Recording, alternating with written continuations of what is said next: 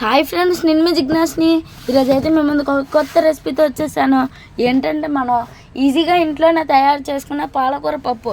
ఇదైతే చాలా మంచి టేస్ట్ ఉంటుంది ఫ్రెండ్స్. అందరూ కూడా కంపల్సరీగా అయితే ట్రై చేయండి.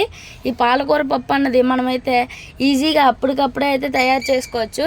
సో మనం ముందుగా అయితే పాలకూర అయితే తెచ్చుకోవాలి. పాలకూర అయితే మేము రైతు బజార్కి వెళ్ళి అయితే పాలకూర ఫ్రెష్గా అన్నది కట్టలు అన్నది తెచ్చుకున్నాము. చూసారు కదా, ఈ పాలకూర అన్నది మనకి ఇలా ఉంటుంది. దీంట్లో ఉన్న రూట్స్ అన్నీ కూడా రిమూవ్ చేసుకొని భలే చిన్న చిన్న ముక్కలుగా మనమైతే ఫస్ట్ అయితే కట్ చేసుకున్నాం కదా.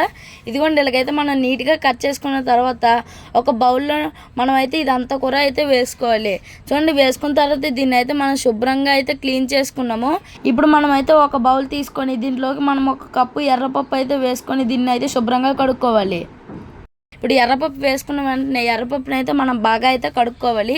ఈ విధంగా ఎర్రపప్పును మొత్తం కూర శుభ్రం చేసుకొని 2-3 సార్లు కడుక్కున్న తర్వాత మనం మళ్ళీ ఫ్రెష్ నీళ్ళు వేసుకొని గ్యాస్ అన్నది ఆన్ చేసుకొని మనమైతే బాయిల్ చేసుకోవాలి. ఇప్పుడు చూసారు కదా, మనకైతే ఈ ఎర్రపప్పు అన్నది కొద్ది బాయిల్ అయిన తర్వాత నూనె వేసాం అనుకోండి, కంప్లీట్గా మనకైతే బాయిల్ అయిపోతుంది.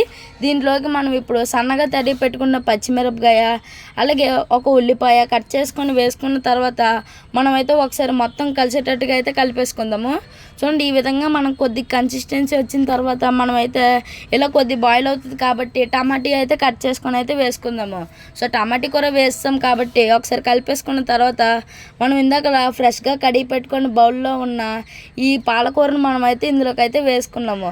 చూడండి, పాలకూర అయితే మనం మొత్తం వేసుకున్నాం కదా. ఇప్పుడైతే మనం దీన్ని క్లియర్గా మొత్తం కూర బాగా అయితే కలిపేసుకుందాము.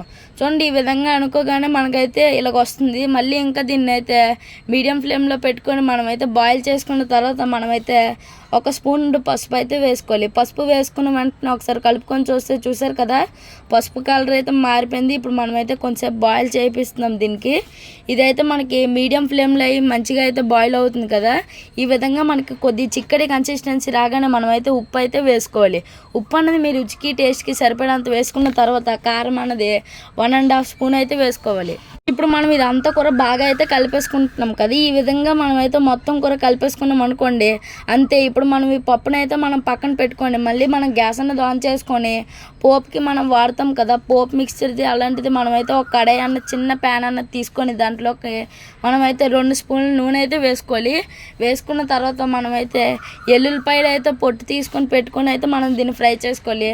ఆ తర్వాత ఎండుమిరపకాయలు అన్నవి కొద్ది పెద్దగా చిన్న సైజు తర్వాత వేసుకొని దీంట్లోకి మనమైతే పోపు సామాన్లు అన్నీ కూడా మనమైతే వేసుకోవాలి. అంటే జీలకర్ర, మినప్పప్పు, అలాగే అవన్నీ కావాల్సినవన్నీ వేసుకున్న తర్వాత దీనిలోకి మనం కడిగి పెట్టుకున్న కరివేపాకు వేసుకొని మొత్తం కూర బాగా అయితే కలిపేసుకుందాము. ఈ విధంగా అయితే మనం మొత్తం కూర మనమైతే పోపు అన్నది ఇలాగైతే మొత్తం కలిపేసుకున్న తర్వాత మనకైతే కొద్దిగా రోస్ట్ అవుతుంది. ఆ తర్వాత మనమైతే 1/2 స్పూన్ పసుపు వేసుకొని మనం ఈ విధంగా మొత్తం కలిపేసుకున్న తర్వాత ఈ వేడివేడి పప్పులోకి మనమైతే ఈ పోపు వేసుకుంటే అయిపోయాయి. చూసారు కదా, ఇలాంటి టేస్టీ రుచికరమైన పాలకూర పప్పుని ఇంట్లోనే ఈజీగా అయితే తయారు చేసుకోవచ్చు. సో మీకైతే ఎలా తయారు చేసుకోవాలో అర్థమైందని అనుకుంటున్నాను. అందరూ లైక్ చేయండి, షేర్ చేయండి, సబ్స్క్రైబ్ చేయండి. బాయ్.